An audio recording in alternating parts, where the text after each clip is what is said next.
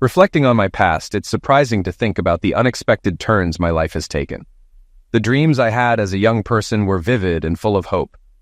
I grew up in a small town with a supportive family that valued trust and loyalty. My father, a firm but fair man, was a firefighter who taught me the importance of protecting those I loved. My mother, the heart of our home, was always there with wise words and encouragement. From an early age, I understood that love wasn't just a feeling but a commitment formed over time and through challenges. School was where I first met Emma. She was captivating, with her contagious laugh and the way she moved as if the world was her stage. We were opposites in many ways. She sought attention and excitement while I valued stability and simplicity. Yet there was an undeniable pull between us. We navigated the turbulent waves of teenage love with its highs and inevitable breakups. Those separations were painful, but we always found our way back to each other, our bond seemingly unbreakable. After high school, life accelerated. I joined the fire department, following in my father's footsteps, embracing the adrenaline and camaraderie that came with a job constantly reminding me of life's fragility. Emma, driven and determined, pursued her nursing career. I admired her resolve, even though it sometimes created distance between us. The night of my injury, a fire that almost cost me more than my career, brought us closer again, as if fate had conspired to reunite us. Within months, we were married, believing we had overcome every obstacle thrown our way. It started with something that seemed insignificant on an ordinary Friday afternoon. My 6-year-old daughter, Evie, an energetic first grader, got a ride home from school with her friend's mother. As they passed through our neighborhood, I received a quick call asking if I could meet her. I agreed without a second thought.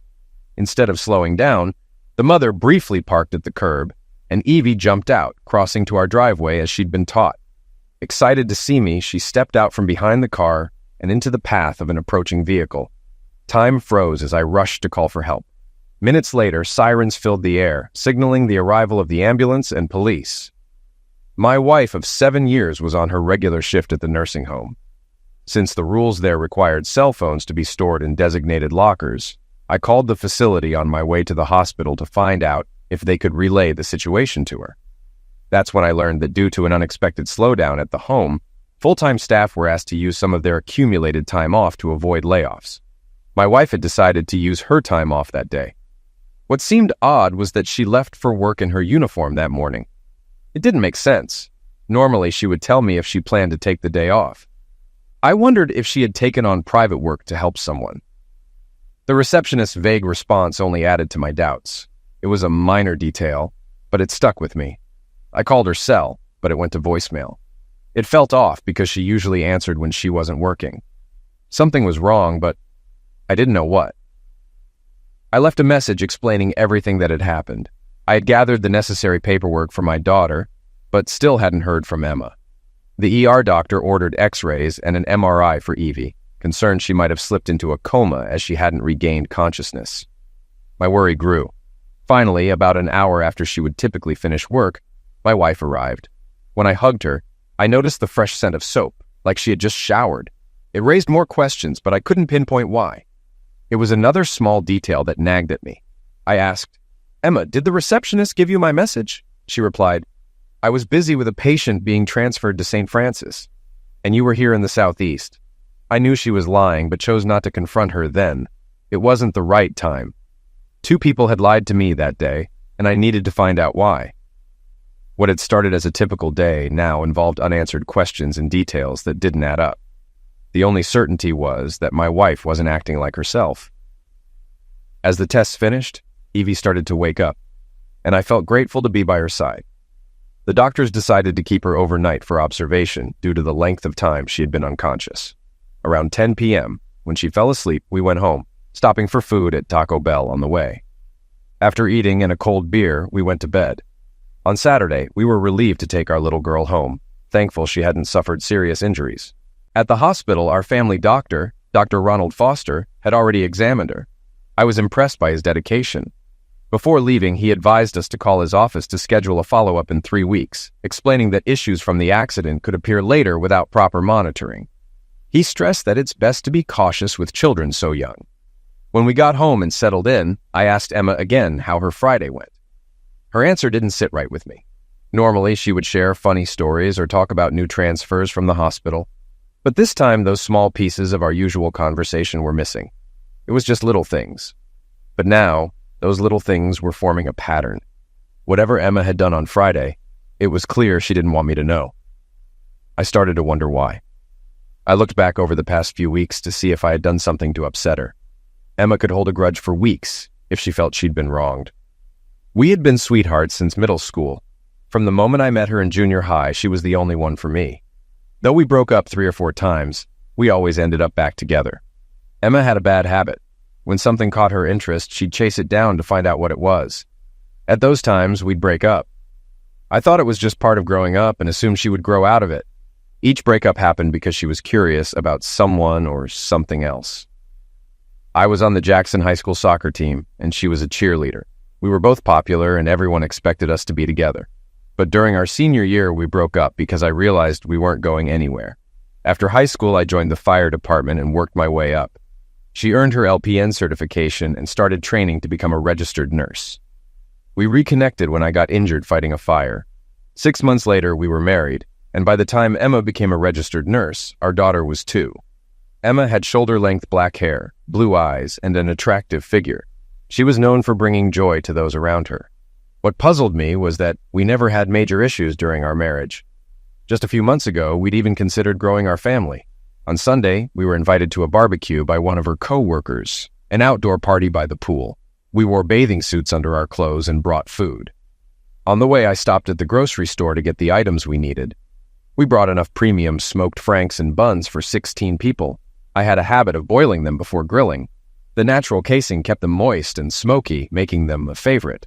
It was an accidental discovery, but now I only cooked them this way, and they were always a hit. That Sunday, unnoticed by anyone, I stood in the kitchen cooking the franks in salted water. I watched as they puffed up, then drained and dried them before placing them on the grill. Emma was at the patio door, engaged in conversation with Oliva, the head of HR at their workplace. Both of them were watching the pool where our daughter and other children were playing. I wasn't paying attention to their discussion until the end, and what I overheard left me stunned. Their conversation revealed everything. Dr. Ronald Foster, that popular single doctor, used to come in every Friday afternoon to check on patients, Oliva said. Now he only comes on Fridays when you're there. It's making people talk. Is there more going on that I need to know about? She pressed. Emma, looking flustered, hesitated. That expression said she had been caught in something she didn't want to explain. Suddenly, it all made sense. 2 people's routines had shifted, and Emma had her reasons for keeping it hidden, something that wasn't typical for her. We're just professional colleagues, Emma said, attempting to sound convincing. He values the detailed reports I send about his Alzheimer's patient. It helps with their care. That's not what people are saying in the halls, Oliva replied bluntly. Whatever is happening between you two, keep it out of sight at work, or the rumors will only spread. Emma's voice dropped. I'll let him know the next time I see him. I have another doctor's appointment next week. She glanced toward the pool. I should check on Evie. I watched as Emma walked toward our daughter by the pool. Without meaning to, I muttered, Son of a witch, she's lying. She doesn't have a doctor's appointment next week. Oliva turned at the sound of my voice, her eyes locking with mine. The shock on my face must have mirrored her own. She went pale, realizing, as I did, that something serious was unfolding, and I was only now learning of it. You heard us, Damon, didn't you? Oliva asked quietly. I nodded. You think something's going on, don't you? There have been small clues lately that didn't make sense, but hearing this just now, it's painting an entirely different picture, she said. Her expression showed she was hiding something she didn't want anyone to uncover, which made me rethink everything. Can you tell me how long Emma has been taking every other Friday off? I asked. For the past 3 months. She proposed the idea herself because she works so many extra hours. She said most of her overtime goes to taxes, so taking a day off helps cut down on extra hours and gives her a regular day for family matters, Oliva explained. From HR's perspective, it's beneficial because it saves the company money and gives part-timers more work. One more question. How close are Emma and the receptionist who answers the phone? They're best friends. Why? Oliva replied. Because of Evie's accident on Friday? The receptionist told me Emma was taking cumulative permanent time off due to work being slow, with management moving staff to part-time to avoid layoffs, I said. You were lied to, we're at full capacity, and don't have room to spare, Oliva said. What are you planning to do? She added, pouring me a strong drink. Emma is definitely hiding something, and her best friend seems to be helping her. It's likely been going on for a while now. I really hope my current suspicions are wrong, I said. Dr. Foster is our family doctor. If my gut feeling is right, I'll ruin his career, divorce his wife, and get full custody of our daughter. From the talk around, you're not the only one who suspects something more is happening, Oliva said. The nurses she works with think they're too close for it to just be professional. They spend too much time in the patient's room when the unit door is closed. If I learn anything else, I'll let you know. Please do. As a firefighter, we say, where there's smoke, there's fire. Maybe it's just a mutual attraction taken too far. Either way, I'm going to find out, I said, trying to clear the fog of doubt clouding my thoughts. Nice try, but I doubt it'll work, Oliva said. I've been there, and when our instincts tell us something, they're usually right. I started to believe I was seeing the same behavior in Emma that I'd noticed back in high school. If that was true, it could only mean one thing. Emma's interest had shifted to someone else. Dr. Ronald Foster had joined the partnership group a little over 3 years ago, taking over from our former family doctor. The local hospital had pushed him out due to his age, and his group partners essentially forced him into retirement. Emma, now a registered nurse, had earned her license while working at Southeast Hospital before transferring to a nursing home. Southeast, being a teaching hospital, wanted a younger image, and when our former doctor wouldn't change his appearance to fit that image, it was time for him to go. It's unfortunate when medical institutions prioritize image over experience and knowledge. Over the next 6 weeks, I worked an evening shift from 6 to 6, 4 days on and 4 days off. This schedule gave them the perfect opportunity to do as they pleased without fear of being caught. Emma's behavior had created enough doubt that I took a step I never thought I'd need to. Before grilling the smoked meats, I sent a text to one of my team members, asking him to call me in 5 minutes. I stood by my wife when the call came through. Before answering, I told her, "It's work-related, so I'm going outside for a moment," I answered and asked him to wait, stepping out of the yard. In truth, I didn't want Emma overhearing this conversation. "Bob, remember the team we put together for Glenn when we helped him find out what was happening with his ex-wife a couple of years ago?" I asked. "Of course, Damon, it worked well and didn't take long," Bob replied. "Who needs our help now?" I believe this has been going on for at least 3 months. Emma and Dr. Ronald Foster are involved, I said. Even her colleagues suspect something. I know because I overheard her supervisor questioning her about it. Whatever is happening must be serious to be talked about openly. HR even told Emma to tone it down when they're at work. If it's reached that point, it's been going on for a while. "I'll start making calls and see if we can meet at the fire station tomorrow during our shift," Bob said. "The sheriff's department might find this interesting. Remember, Damon, we need to follow the same rules as we did for Glenn. When we created that plan, we agreed he wouldn't interfere until we were done. Any changes in his behavior could tip off his spouse and cause her to change her actions. We finished our work in less than a month and provided him with all the detailed information about his ex-wife and her lover. The lawyer said the report was so thorough, nothing could have slipped through. Glenn won the divorce and gained primary custody of their 3 children. We met on Monday night after dinner in the firehouse meeting room. Present were 6 members of the sheriff's department, 5 firefighters, and 2 police officers. I recounted everything that had happened on Friday and what I had discovered since. Everyone agreed something serious was going on. I gave them a description of my wife's car, her license plate number, and her typical work hours, which were from 7 a.m. to 3:30 p.m. They asked me to gather copies of our medical records from the past 2 years from the file cabinet at home. They needed to confirm that Dr. Ronald Foster was still listed as our family doctor by checking the medical billing records. If there was a romantic involvement between them, he would need to transfer us to another doctor in the practice. I was then asked to leave the room so they could organize the details of who would handle what and when. On Tuesday morning, after I walked my daughter to the bus, I saw my retired neighbor picking up his morning paper. I went over to greet him. While we were talking, he asked, "Why did the doctor visit last night?" "Are you sure it was a doctor?" I asked. "He was still wearing his white coat when he got out of the car. I saw him take it off and leave it in the car. Your wife had already opened the front door and was waiting for him. He was still there when I went to bed around 10 o'clock, he said. "I hope everything's okay." "I don't know why he was there, but I'll ask my wife when she gets home," I replied. As I walked back to the house, I knew my fears were being confirmed. I showed my neighbor a picture of Dr. Ronald Foster from the medical group's Facebook page on my phone. He nodded. That's the same doctor. Emma called later to say she'd be home late, so I took Evie to my mother's house to make it to work on time. I told Bob what my neighbor had said and handed him copies of our medical records and insurance information. These show that Dr. Ronald Foster is still our family doctor. The last time Emma saw him was 2 weeks ago, I said. The following Tuesday, while Emma was at work, some men came to do some work around the house. I wasn't allowed inside while they were working, so I sat and talked with my neighbor. That doctor's visit last week wasn't for medical reasons, was it? He asked. You're sharp, I told him. He said, Your friends are wiring the house? They are, I said. But they're doing it without telling me where everything is. If I knew what they were doing, I'd be watching. Any change in my behavior might have tipped them off. I wish I had friends like yours, he said. When I went through my divorce years ago, it would have saved me thousands in legal fees. Nowadays, you have to protect yourself from everyone, even those you trust. On the first day of my last 4-night shift, which marked the end of my 6-week night schedule, they came to the firehouse with some bad news. They even brought one of the town's top divorce attorneys. I knew immediately it was worse than I had imagined. Emma and Dr. Ronald Foster were involved in an affair that had been ongoing for over 6 months. It was now at a critical point.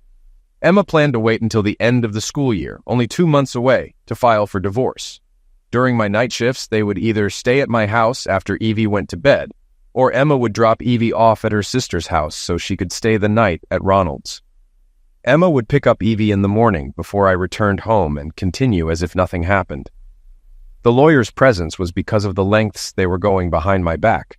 Emma, with Ronald's help, planned to accuse me of mental cruelty to prove I was an unfit father and a danger to Evie.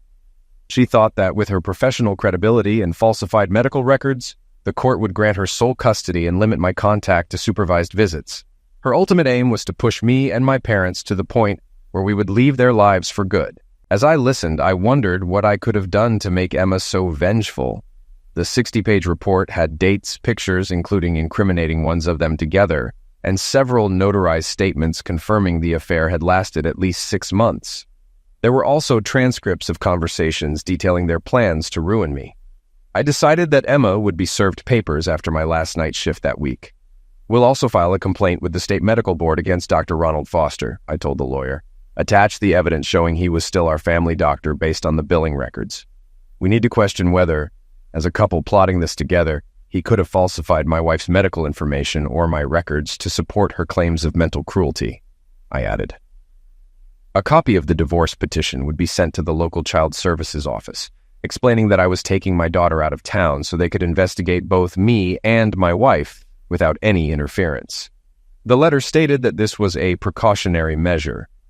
I planned to take a 3-week vacation as soon as my current work shift ended. The vacation had already been approved, and they advised me to take Evie out of town. One of the department heads in our firefighting crew was present as I called my retired parents. Dad, I need a huge favor, I said. Can I borrow your van and take a 3-week vacation with Evie? He paused. What's going on, son? I'll explain everything when we're on the road, I said. My newly hired attorney was surprised when I suggested signing over temporary parental rights to my parents until the divorce was finalized. It's a smart move given this situation, he said. If Emma has already filed a complaint with child services, this will show that you're prioritizing your daughter's well-being. It demonstrates to everyone involved, even legally, that you're protecting your child. I'll prepare the documents, he added. Make sure they're notarized within 24 hours after we serve your wife. The day I finished my last evening shift, I came home just in time to see Emma leave for work. She kissed me on the cheek as usual and left. Once she was out of the driveway, I made a quick phone call. Evie, I said, we need to start packing for a trip. One of the sheriff's department representatives notified the school principal about the situation and why I needed to pick up our 6-year-old daughter. By 8 a.m., my parents arrived, and we loaded up the van. By 9, we were on the road. Out of courtesy, I called Oliva. I wanted to let you know what's happening, I said. Thank you for telling me, Damon, she said. While they were at the nursing home, everything seemed professional. I understand, I replied, but I have proof that their affair has been going on for at least 6 months. I'll be serving her papers tonight while she's at work. I'll be a witness and keep you informed, Oliva said. I joined Evie in the van and handed my mother an envelope with all the details. "Mom, please read this," I said. "What's happening?" my dad asked. "I just found out that Emma was planning to file for divorce at the end of the school year," I explained. "What Mom is reading is what we've been able to prove. Her lover is our family doctor, and they were plotting to make sure I'd never see Evie again by the time it went to court." My dad's expression turned serious. "We need to get you and Evie out of here. This is going to be tough for some people." "Emma is being served at work today," I said. "The medical board has already received a formal complaint." "Oh my God," my mother gasped. "Did they let my granddaughter witness any of this? That woman will regret it." "She will," my dad said firmly. "They've ruined themselves." "They're both foolish," my mom added. "Damon, you and Evie will stay with us when you return. If Emma comes by when you and your dad aren't home, I'll be the one answering the door with a loaded rifle. No more school bus. I'll drive Evie to school and pick her up every day." I smiled. I loved my mom. She adored her only granddaughter more than anything and was fiercely protective of her family. My dad drove until we needed gas, stopping when the tank was half empty. I paid with my credit card and took over driving, giving him a chance to read the documents. He was stunned by the detailed report. I explained to him about the group we had formed in city services. "This is the second time we've worked to protect one of our own through a divorce," I said. Around 3 p.m., we arrived at the trailer park my mom had reserved for our stay. These 3 weeks were meant for her to spoil her granddaughter. After parking and connecting the electricity, I took Evie for a swim in the pond. We had just come back when my phone rang. It was Oliva. "Hi, Oliva," I greeted her. "Damon, I hope your day is going smoothly," she said. "It's certainly been the most eventful day in a while," Oliva continued. "Thanks to you, we heard this afternoon that Dr. Ronald Foster has been suspended from practice until the state medical board completes their investigation." "I'm surprised they moved so fast," I said. "I thought they would at least conduct an interview first." "They only suspend someone when there's a serious complaint backed by partial evidence," Oliva explained. "This means they view it as urgent. We should have the outcome in about 3 months." "I included all the information in the divorce petition," I said. At 3 p.m., your soon-to-be ex-husband was served the summons during his shift. I had already notified security and asked them to inform me when he arrived. I personally escorted him to Emma's section. When he reached her, the server approached and asked, "Are you Emma Lee?" When she confirmed, he handed her the papers and said, "Congratulations, you've been served." Oliva's tone grew serious as she added, "When she opened the envelope, the first thing everyone noticed was a photo of Ronald with Evie." I felt a pang of dread. "Oh no." "She screamed and then fainted," Oliva finished. "Wow.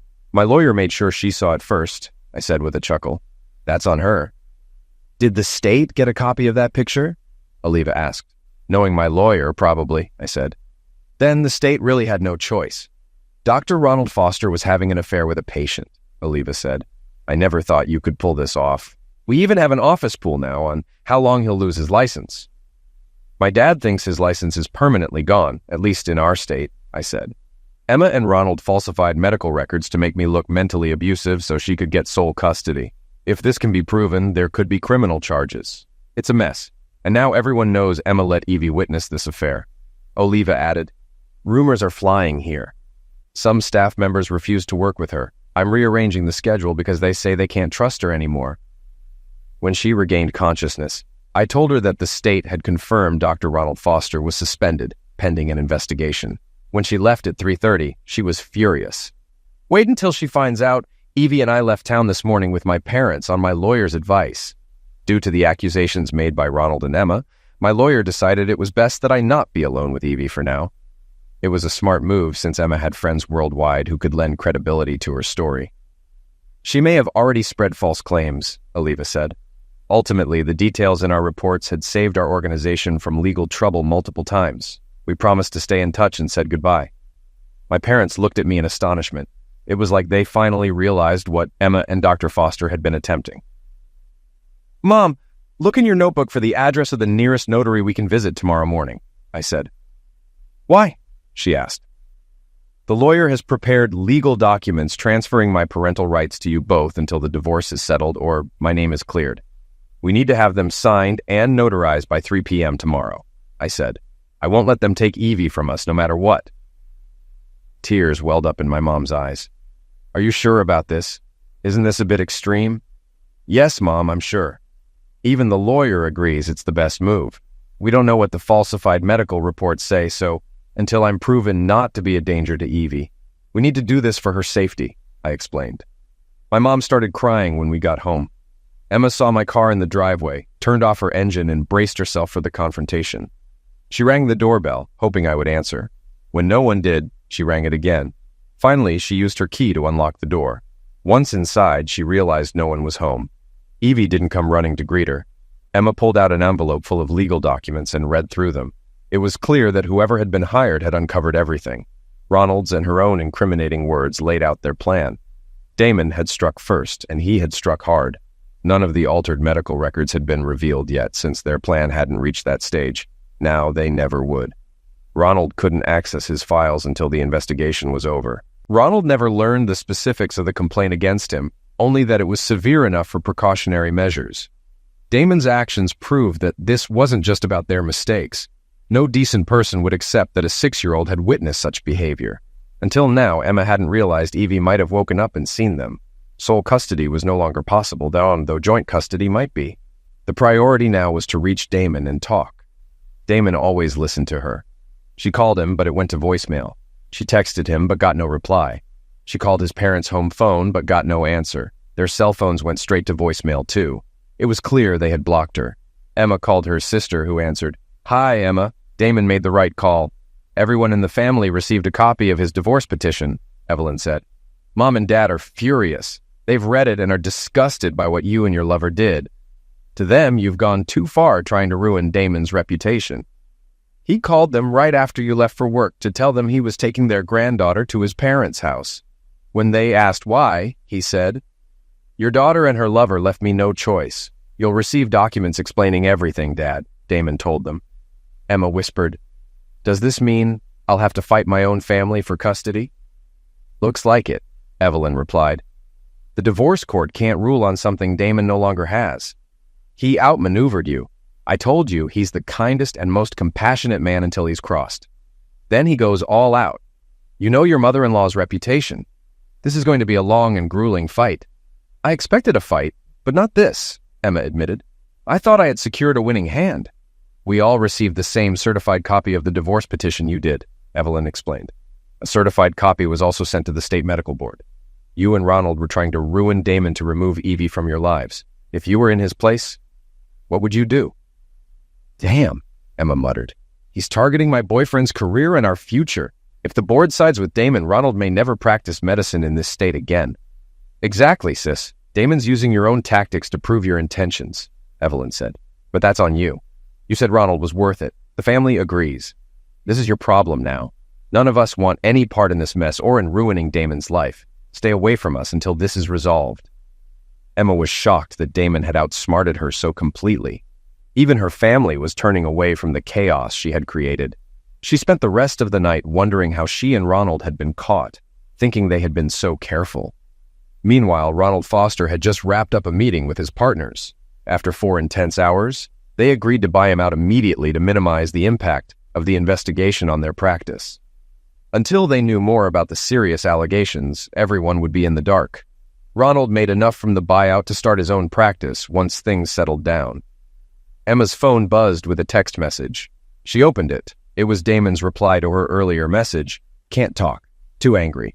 All communication will go through lawyers or happen in their presence." Emma burst into tears, realizing she had lost any chance to convince Damon to withdraw the complaint against Ronald. "My parents and I had just finished at the notary's office, finalizing the transfer of my parental rights to them. I paid an extra $5 to have a scanned copy sent to my lawyer when I received an unexpected call from my family doctor's office. The state representatives were there but hadn't included my name in the medical records specified in the court order. The nurse asked for my consent to release the records, which I gave, and I requested they also include billing records for both my wife and me. She assured me everything related to my family would be included. Mom had planned our trip meticulously, picking up little activities each day to keep Evie entertained. It brought back fond memories from my own childhood. We parked early, and since the humidity wasn't too high, I joined Dad in grilling dinner outside. Mom stepped out and said, "Oliva is calling your phone." I took the phone from her. "Hi, Oliva," I said. "I didn't expect to hear from you so soon." "Thanks to you, it's been another interesting day," Oliva said with a light laugh. "Emma spent about an hour being interviewed by state representatives. They used our in-house notary to certify her testimony." "That's very interesting," I said. "Is there anything else I should know?" When the interview was over, she told me she would have to appear before the Board of Nursing for a formal review because of her actions, Oliva said. "It's likely she'll be placed on 6 months probation." "How will that impact her job?" I asked. "Since none of this happened here, not much," Oliva said. "But I'll have to keep a close eye on her and report any questionable behavior for 6 months. Emma will probably submit the most detailed patient reports in the organization. If she's put on probation, she'll be on the graveyard shift the whole time." I started laughing. Emma despised the graveyard shift because it ruined her social life. I explained that we were focused on making this time special for Evie. After chatting a bit more, I promised to take Oliva out to dinner when I returned. During dinner, Mom asked, "What do you know about Oliva?" "Not much," I said. "She's a single mom, around my age, with a son about a year older than Evie. I'm not even sure if she was ever married." Oliva and I stayed in touch while we were away. The day before we were set to return, I called my lawyer to ask for access to the house to gather my things. That's when I found out Emma had moved out, taking what she wanted, and now living with Ronald. We came back a couple of days early so I could handle some important tasks. On Friday morning, we packed up the van once more. When I explained the plan to my parents, they thought it was a bit much. Nonetheless, they dropped me off at the house early that morning and took Evie with them to our new home. The first thing I did was mow the lawn. Just as I finished, a neighbor walked over and handed me a cold beer. "All I can say is, that was a smart move. Your divorce made the local news," he said. After that, I called a locksmith to rekey all the locks and spent the afternoon cleaning up the mess Emma had left behind. Later, I called my mom to ask if she needed anything picked up from the house. She said, "No, just bring the rest of your and Evie's clothes." I decided to sell the house along with whatever was left. I loaded the remaining canned and frozen food and donated it to the food bank, then cleaned out the refrigerator. When I got back home, my mom insisted that I leave all my clothes in the laundry room to wash them before use, just in case. By 4 p.m., I picked up my phone, and Oliva answered on the first ring. "Hey, Damon, you're back?" she said. "Yes, I got back this morning," I replied. "I've been cleaning the house all day to get it ready for sale. Would you and your son like to join Evie and me for dinner, if he's home?" "We'd love to, but he's with my mom this weekend, so I'm free," Oliva said. "Great. I'll leave Evie with my mom and pick you up at 7. Outback or Red Lobster?" I asked. "Red Lobster sounds perfect," she replied. I dressed up a bit for dinner, wearing a shirt, pants, and leather shoes. Since I had reservations, we were seated right away. We had a great dinner, and I learned more about her. She had never been married, and was raising her 7-year-old son on her own. Her father had once been a firefighter. My first day back at work was set for Sunday. The state still hadn't made a decision regarding Emma and Ronald, and the general feeling was that the longer it dragged on, the worse it would be. I told Oliva about the activities we had done as a family with Evie over the past 3 weeks. After dinner, we took a walk around downtown Cape to enjoy the nightlife. I got back to my parents' house around 11 p.m., and Mom, being Mom, was still awake, waiting for me. On Sunday afternoon, I was called into work to meet a visitor. I guessed who it might be, and I was right. It was my ex, Emma Lee. "Mrs. Foster, how can I help you?" I said as I entered the office and turned on the recording app on my phone. "My name is still Lee, Damon," Emma said. "Well, if that's the case, then I'm still the piece of trash to you," I replied. "So, what do you want, Emma?" "That's not true," she said, trying to change the mood. "Sorry, but your actions say otherwise, don't they?" I replied. "You moved into another place the day after Evie and I left for vacation. Witnesses saw you move in the next day. So much for feeling guilty or remorseful." "I want to see Evie," Emma said. "Talk to your lawyer. He'll confirm that I legally don't have any say over that." "You're knocking on the wrong door," I replied. "After all, you publicly accused me of abusing our child." "I know that, but you can help smooth things over," Emma said. "I'm sorry, but I don't think Evie needs to be exposed to someone who is just a disgrace," I said. "The pictures speak for themselves. If you care for her, you can handle this through my parents. Now, please leave, Mrs. Foster, or I'll file for a restraining order." I turned away and left, signaling the on-duty staff to escort her out. I saved the recording. Later, the staff member told me her face went pale, and as he walked her to her car, she broke down. He added, "Most of us who helped Damon figure this out think your behavior is unforgivable. You tried to strip everything meaningful from him. Late Monday night, I was responding to a medical call with an ambulance crew when my mom called. I let it go to voicemail as we prepared an elderly patient for transport. Once I was back at the station, I called her back. "Sorry, Mom, I couldn't answer. I was on a call," I said. "I understand. I wanted to let you know that the state representatives came by right after I brought Evie home. They spoke to her at school and inspected the house and her room. I showed them the transfer of parental rights and assured them I've never seen you act violently," she said. "Thanks, Mom. That's reassuring," I replied. "I also hope you're okay with this. Emma's parents are here for dinner," she added. "Do you want us to wait for you?" "That's fine, Mom. Please tell them I said hi, and I'll be home as soon as I can. Let them know they're welcome to spend time with Evie any time, as long as Emma isn't around. That will be the rule until the court decides otherwise." I stayed late at work to cover for an evening shift worker who couldn't arrive until after 8 p.m. I assured him he could make it up to me later. I texted my mom to let her know not to wait up and explained why. As I got into my Ford Escape to head home, my phone rang. It was Emma's dad. "Hey, how was dinner?" I asked. "It was great. Both your mother-in-law and I enjoyed it," he replied. "Damon, we wanted to thank you. Gracie told us what you said. We're truly sorry for what our daughter did. We promise to respect your conditions." "Have you spoken to her at all?" I asked. "No, we haven't talked since we got the divorce petition. She showed up at the station on Sunday, demanding to see Evie. I told her it wasn't my decision and that she needed to speak with your mom," he explained. "Wait a second. I just remembered. I recorded that conversation. Would you like me to send it to you?" I offered. "Please do. I'd appreciate hearing it," he said. I sent him the recording, and he must have liked it because he forwarded it to my parents and all his kids, including Emma. He texted back saying the recording clarified everything. It was fortunate I lived in this region because the next day, I learned that Emma and I had an appointment with Judge Donald McDonald on Friday at 1 p.m. He was known as one of the toughest and most principled judges in the area. You could be as difficult as you wanted in his courtroom, but he would respond in kind. It was rumored that if you crossed him, you might never recover. People often compared him to Judge Roy Bean, but tougher. My lawyer said, "This case will feel like a Friday the 13th movie. Watch your language and be prepared to answer questions directly when asked or face the consequences. The judge won't tolerate baseless claims or speculation, only facts. That's how we'll defend ourselves." We gathered in the courtroom as Judge McDonald took his seat. Emma's attorney was pushing for visitation rights for Evie and aimed to overturn the transfer of my parental rights. My lawyer explained that I had willingly transferred my parental rights to my parents due to the allegations from my wife and her lover. I had prioritized Evie's needs over my own and hadn't been alone with her since learning about the accusations. We played the recorded conversation in court, and I reiterated that Emma would have to take up visitation rights with those who now held parental responsibility, my parents. The judge requested to hear the recording, so my attorney played it through the courtroom's sound system. Everyone could hear it clearly, and Emma's discomfort was obvious. My lawyer also submitted a notarized statement from a witness corroborating the story.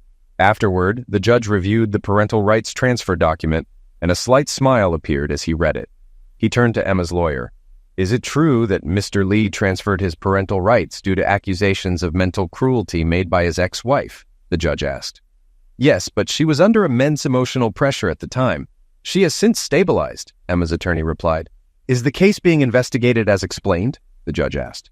"Yes, it's under investigation, but no conclusion has been reached yet," Emma's lawyer responded. "I'll read what the termination of parental rights document states," the judge said. "I voluntarily relinquish my parental rights until state agencies investigating my parenting skills reach a conclusion or until the court has evidence that I am not abusive." "There are currently 2 agencies investigating, correct?" the judge asked. "There are actually 3, the State Medical Board, Child Services, and the State Board of Nursing," my lawyer clarified. "Interesting. This is quite a tangled situation. How long have these investigations been ongoing?" Judge McDonald asked. "About a month," my lawyer answered. "Given the length of the investigations, this is clearly more than just a he said, she said issue, correct?" the judge asked. Referring to page 32 of the divorce petition, my lawyer pointed out why the investigations were still active. The judge pulled out the petition and read it, his expression turning serious. He put the papers down and looked at Emma's lawyer. A divorce will not be granted until all 3 investigations are completed. I cannot interfere with an inquiry that may result in criminal charges. It seems one party here might be facing criminal consequences due to the actions of the other party. I must consider this possibility, as the complaints could be false, Judge McDonald stated. The termination of Mr. Damon Lee's parental rights stands. I commend him for prioritizing his child's well-being. It takes a strong parent to step aside for the protection of a child and oneself. The court acknowledges that his decision was made in light of serious allegations, and he acted responsibly. Until the state agencies present their findings, no final decisions will be made. Mrs. Emma Lee must pursue her suit for visitation through the other legal guardians, which he is not. Court is adjourned, the judge concluded. The look on Emma's face said it all. She was furious that what I had done was considered legal. She hated losing. As we exited the courtroom, she came over to me. "Damon, how did you figure it out?" Emma asked. "It was a series of small things that didn't add up after Evie's accident and the barbecue at Oliva's. Remember that phone call I got that Sunday?" I replied. "Yes, why?" she asked. "Not long after that, I noticed your behavior mirrored how you acted in high school when you were interested in someone else," I said. "That call was a response to a text I sent a few minutes earlier. By the time the call ended, you were already being investigated." Her face went pale. She hadn't realized she'd given herself away and had assumed someone had tipped me off. "Follow the small clues, and eventually the whole story unfolds," I said with a smile. "Given how detail-oriented you are with your patients, you should have known that." I didn't have to say it, but I relished solving it. My grin only made her angrier as I walked out. I stepped into the men's room and ran into the judge. I thanked him for his decision. "It was my pleasure," Judge McDonald said. "After reading the facts, it was clear. Just one question. Was it your lawyer's idea for you to do this?" "No, it was mine," I said. "I knew my wife well enough to realize she'd do or say anything to worsen my situation. I saw I was cornered in a way she could control. A friend mentioned that her profession gave her access to influential people who could sway things. This was my only way to remove myself from that situation. If you hadn't acted, she would have secured not only visitation, but custody due to the seriousness of the accusations," the judge said. "Your move put an end to all of it. I hope your name is cleared soon." "So do I replied. On Saturday night, there was a 60s-themed dance at the fairgrounds. I had a couple of tickets and called Oliva to ask if she wanted to go. She said she'd love to, but was having dinner with her parents first. "Would you and Evie like to come?" she asked. I said yes. It had been a while since I'd seen my overprotective dad in action. Evie and Oliva's son Terry got along great. Oliva's dad seemed a bit difficult, and she must have noticed because I overheard her telling him to back off. "Dad, Damon is a good, honest man," Oliva said. "How would you know what kind of man he is?" he retorted. "His ex-wife accused him of terrible things that everyone talks about." "Dad," Oliva said, "he works at the number 3 precinct." Her dad paused, then broke into a smile. "Oh, well, why didn't you tell me that?" He shook my hand, adding, "It takes a certain kind of person to be a firefighter. Now I know those rumors are garbage. You're always welcome here." They offered to keep Evie overnight, but I explained she needed to be with a relative for the weekend and told them why. The dance was great. There's nothing like dancing to oldies like Twist and Shout, songs by the Beach Boys, and early rock and roll. Oliva loved doo-wop songs because her mom had played them when she was little. I walked Oliva to her door, and as we said goodnight, she leaned in and kissed me. "Damon, I know it's early, but I was wondering when you'd be ready," she said, before saying goodbye. I got home around 2 in the morning, and my mom was, as usual, waiting up for me. We talked about the night and how much fun I had. Before heading to bed, I knew the lawyers were dividing the property and putting the house on the market. The process had been slow, but after 3 months, there was progress. The state medical board found Dr. Ronald Foster guilty of multiple ethics violations, with altering medical records for personal gain being the most serious. His actions to ruin my life and take my wife were met with severe consequences. His medical license was permanently revoked. Oliva called me when she heard the news, waking me from sleep. I went back to bed for a couple more hours, but I was too excited to rest. My mom was thrilled when I shared the news with her and my dad. Seeing me dressed, my mom asked what was going on. "I'm going to see if the lady who's been by my side these past few months wants to go out for lunch," I said. Mom smiled. "It's about time we met Oliva." At noon, I walked into the Chateau nursing home in Cape, dressed semi-formally. The first person I saw was the receptionist who had lied to me months ago. Her face turned pale as I approached the counter. "Could you please let Oliva Jones know that a gentleman is here to ask if she'd like to join him for lunch?" I said. I watched as the receptionist picked up the phone and called Oliva. A few minutes later, Oliva appeared with a big smile. After greeting her, I pulled her close and kissed her forehead. Hand in hand, we walked outside and headed to Logan's Roadhouse for lunch. "You know we're the main topic for all the gossipers now," Oliva said. "Emma already heard about it from the queen of gossip, the receptionist," I replied. "That's her issue. Now that I've been vindicated, I'm moving forward. Besides, my new girlfriend is probably tired of waiting for me to step up." I must have said the right thing, because Oliva's eyes welled up a bit, and her 1-hour lunch break turned into 2.5 hours.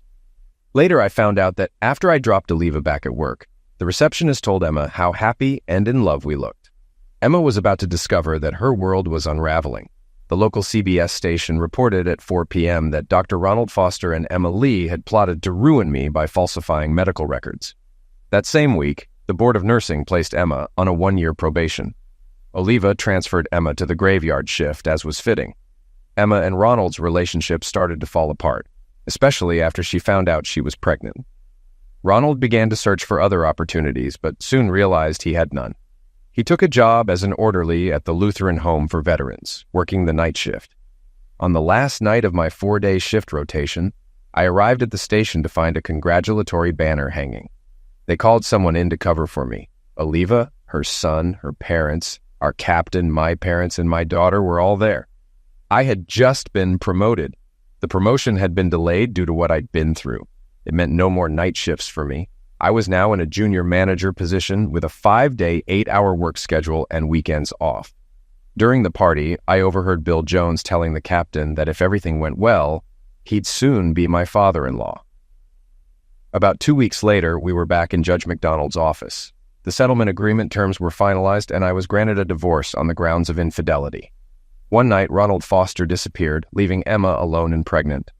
On Labor Day weekend, I took Oliva for a walk in one of the local state parks just before sunset. I had one important thing to do, which meant getting down on one knee. She said yes, of course. Our families came together for a barbecue at Oliva's house on Monday afternoon. I had just finished grilling the Franks when Oliva's mother, Odessa, noticed the engagement ring and rushed over to hug me. "When were you going to tell me?" Odessa asked her daughter. "After we finished eating," Oliva said with a big grin. Bill saw his wife's reaction and called out, "What's going on?" Everyone turned their attention to him. "Nothing's wrong. Oliva and Damon are engaged and getting married," Odessa said. "We were married the week before Halloween. Emma is now allowed to see Evie when she's with her parents, but no one knows that my parents and I have legally regained full parental rights. Emma now has to live with the fact that one of her supervisors is her ex-husband's new wife. She's not a happy person. After all that had transpired, life seemed to finally settle into a new normal. I stood on the back porch, watching Evie chase Terry around the yard, their laughter a testament to the resilience children have in the face of change. The sun cast its golden glow across the yard, illuminating the promise of a future that felt lighter, more secure. Oliva stepped out, a warm smile crossing her face as she slipped her arm around my waist. We stood together in silence, soaking in the simple joy that had been so hard-won. I turned to her, grateful for the strength she'd shown and the quiet understanding that had helped rebuild the trust I'd thought lost forever. "We made it, didn't we?" she whispered. I nodded, a deep breath filling my lungs. "Yeah, we did. And it's just the beginning." The past year had been marked by chaos and betrayal, but it had also proven that when life shattered, it could be rebuilt, stronger, steadier, and wiser. We had learned, together, that family wasn't just what you were born into. It was what you fought for, what you protected, and what you chose day after day. With Evie now running toward me, I scooped her up, her little arms wrapping tightly around my neck. The sound of a camera shutter clicked as Oliva captured the moment. The future, uncertain as ever, felt like a canvas we were now free to paint together, one day at a time. As the sky turned hues of orange and purple, I knew that the past would always echo in our story, but it would no longer define it. We were ready for whatever came next, as a family, stronger than before, and unbreakable in the bonds we had chosen to forge.